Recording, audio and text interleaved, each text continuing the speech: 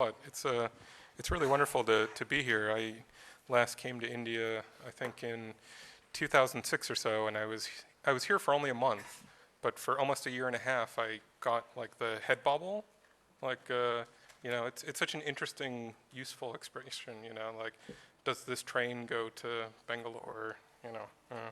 Like, what is climate change going to do to the monsoon? We'll see. But I'm glad to be back, and I'm going to talk about early warning flood systems as some history. I was an operational forecaster with the Department of Agriculture doing, for example, forecasts into Hoover Dam to help them manage water supplies. And then I escaped the US to come to Australia and lead a research program in flood forecasting systems and the Bureau of Meteorology develop new systems as well.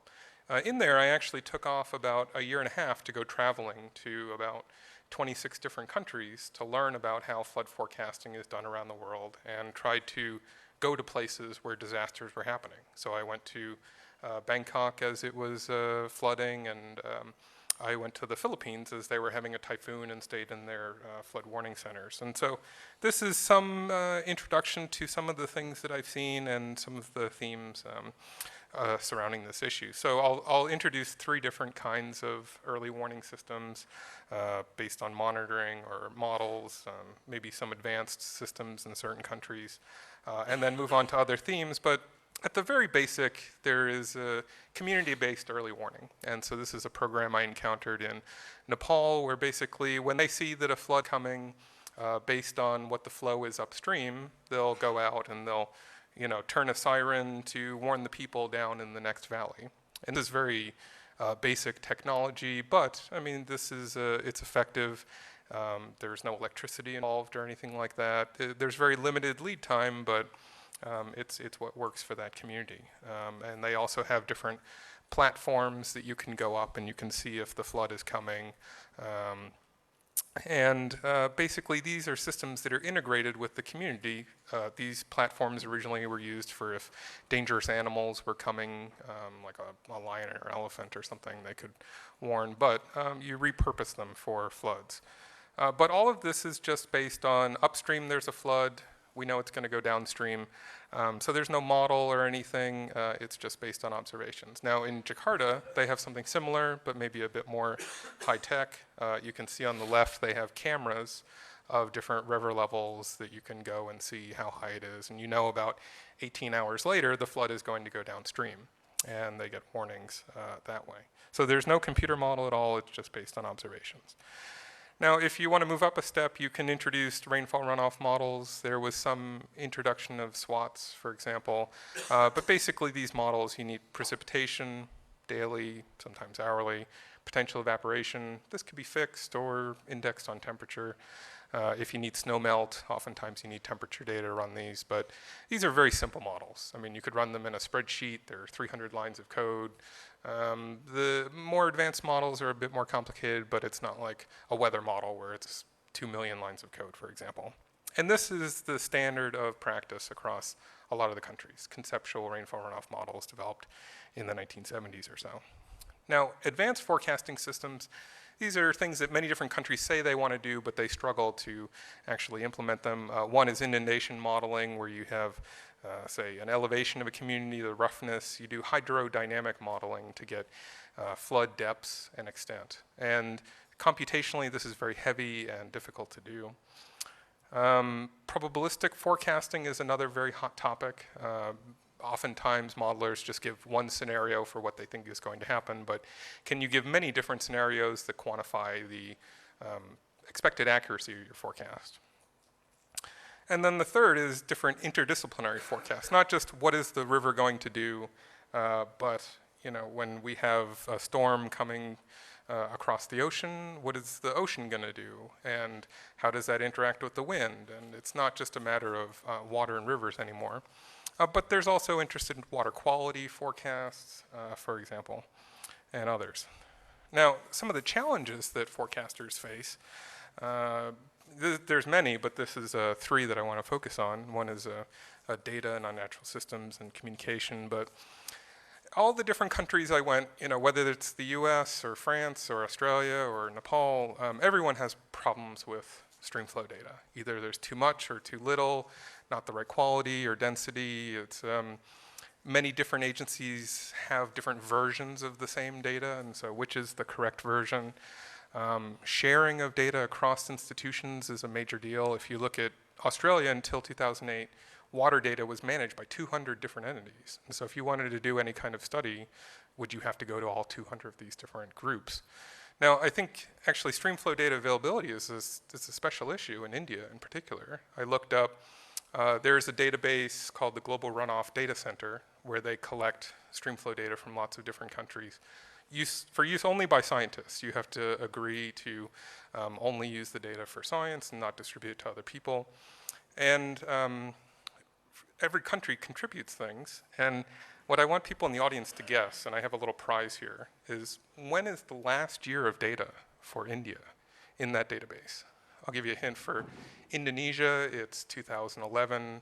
The US is updated. Just, shout out a year and there's a little prize. Anybody on the panel? So how many years ago was the last streamflow data for India in international databases? It doesn't hurt. There's no cost to guess. So do you have an idea, you think?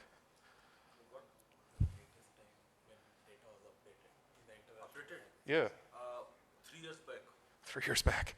A little bit more. Yeah. Anyone? 1978. I'm going to give it to you. It's actually 1979.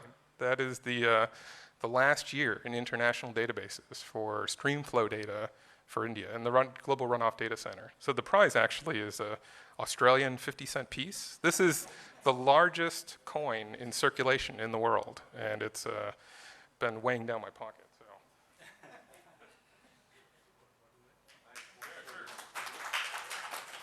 So let's think about this, 1979. So I was 5 years old in that year.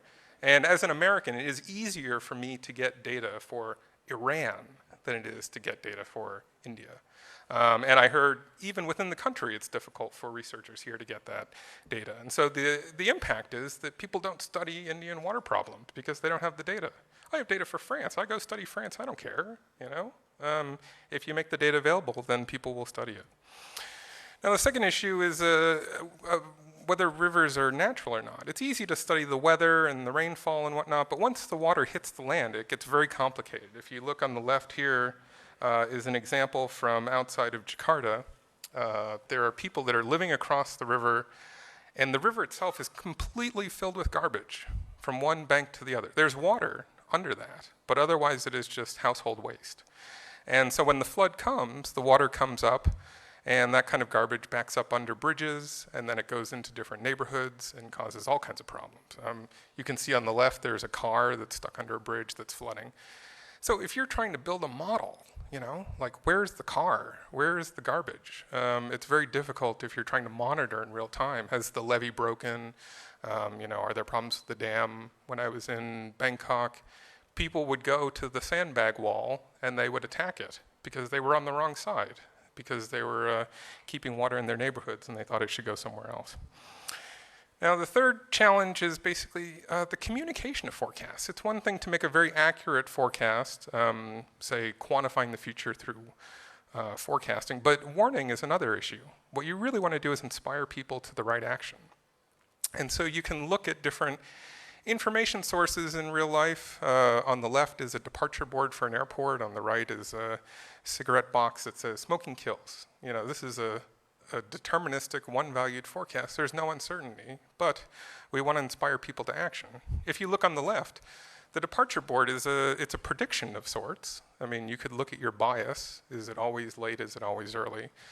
And in reality, airplanes, those boards are always biased. Planes always leave later than what's on the board because they want people to get on the plane. Basically, they don't want to say, oh, there's a 50% chance that the plane is going to leave between this time and that time, because otherwise people wouldn't get on the plane. Actually, there was one time in my entire life that I tried to take a flight and the plane left early. It was a flight from Agra to Delhi, and I had a connection to Bombay, which is outstanding because this is probably the first time that something's left on time in India, much less early, but a plane. But it's a great story. See me at dinner, I'll tell you it. Now, the third issue is maybe some resources that you could access. Now, there's a big rise in global forecasting systems. Other people, say in the US or Europe, forecasting for the entire globe for flood warning. This is one system that's run by the ECMWF, European Center for Medium Range Weather Forecasts, which many people believe has the best, most accurate weather forecast in the world. And I just looked for what they issued the 12th of June. This is North India here, and this is the area that was devastated. And this is the hydrograph forecast that they produced at that time. And certainly they weren't saying that it was going to be such a calamity, but the potential for flood disaster was going to be there.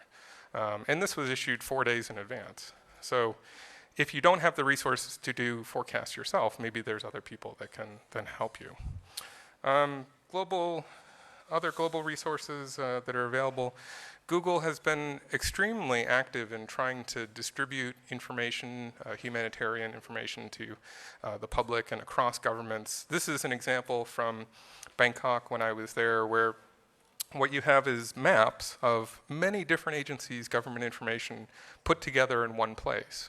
And you can see, for example, parking shelters, so you can park your car in a garage rather than on a bridge. Where you can go get shelter, different areas that are in danger zones, but also people can take photographs with their phone and upload it to the internet and say, this is where I was, this is what time it was, this is what direction I was pointing. So you can see these guys are in a car and there's water on the road. And that is incredible situational awareness that we just didn't have before.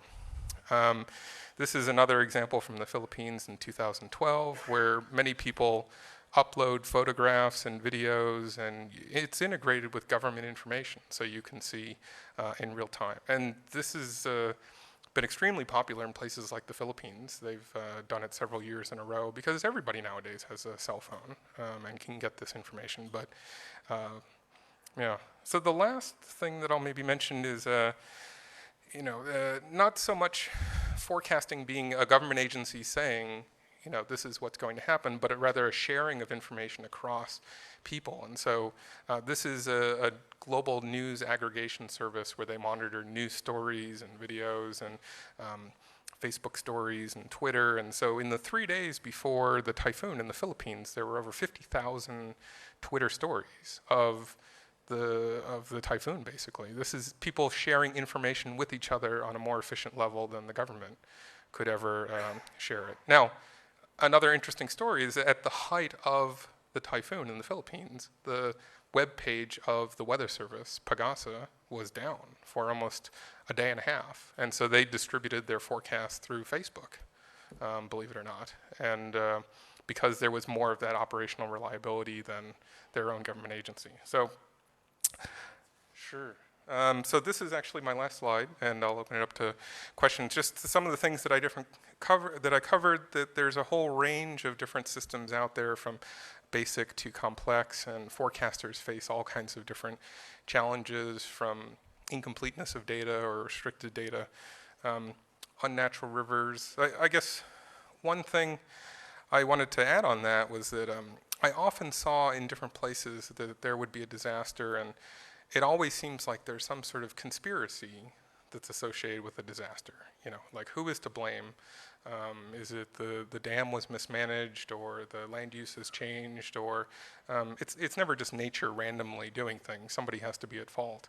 And I often found that climate change is one of those things that seems to get attributed as, the government says, oh, it was climate change, kind of like, it's not our problem, it's not our fault, which is extremely different than when I was living in the US. You almost never wanted to attribute anything to global, climate change coming from the government because, well, whatever, that's complicated, but you can imagine. So I think the important thing is recognizing what the real issues are and what the real sources of problems are. Otherwise, you can't figure out how to fix them. So I'll leave it there, and I think actually the question and answer bit is the most interesting. So thank you very much.